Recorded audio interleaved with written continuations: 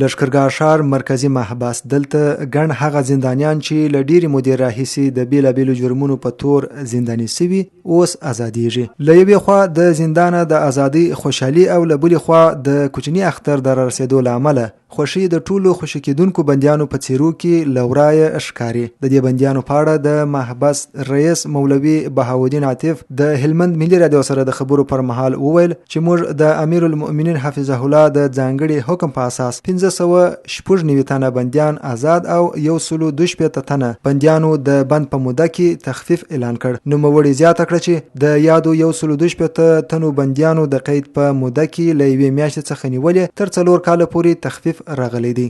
دا په اخترو او پروژه کې د مشرتابه امیر المؤمنین شیخ صاحب حفظه الله ورعاه د طرف څخه یو ځانګړی فرمان راځي د بندیانو لپاره په عموم کې ټول افغانستان لپاره خو هلمند ولایت مرکزی محبس او ولسوالۍ ته نن فرمان راورسېدی. تقریبا په تعداد د 1596 کسانو ته عفو راغلی ده او 112 کسانو ته تخفیف راغلی دی په بند کې.